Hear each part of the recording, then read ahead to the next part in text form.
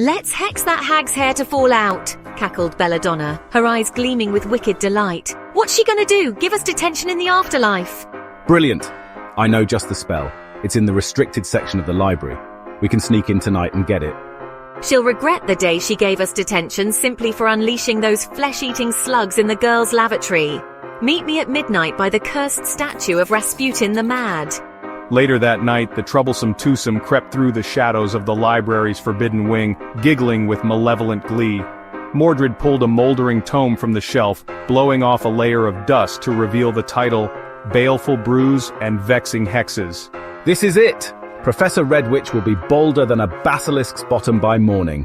Ew, gross. It requires snake spleen and fermented doxy droppings. I'll guess I'll snatch them from the potion supply closet. Meet you in the abandoned dungeon room in 10 minutes. They huddled over a bubbling cauldron, haphazardly tossing in the vile ingredients. Double trouble. Follicles rubble. But their glee turned to horror as clumps of their own hair began raining down around them. They screeched in unison, frantically grasping at their balding heads.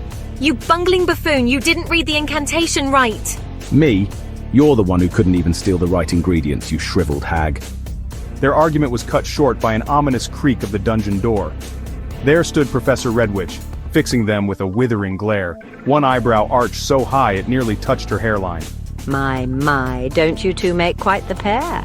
Seeing as you're so fond of hairless hexes, you can spend the next month pickling rat spleens for my first-year potions class. As the professor turned with a swish of her robe, Belladonna and Mordred could only gape slack-jawed at their own foolish reflections in the cauldron's bubbling brew, their dastardly plot unraveled.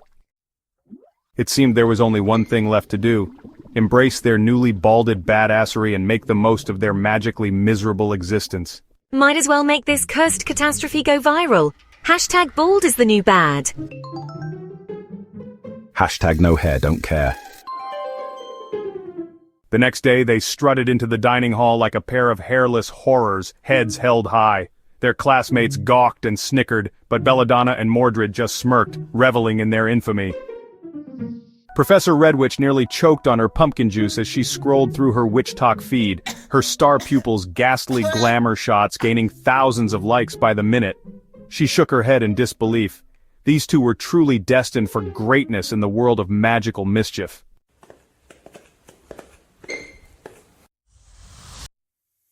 From that day forward, Belladonna and Mordred became the bald-headed banes of the academy, their follicular folly only fueling their determination to leave a legacy of lunacy.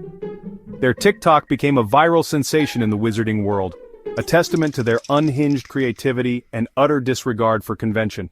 Who needed hair when you had millions of views and a reputation that struck fear and laughter into the hearts of magical folk everywhere?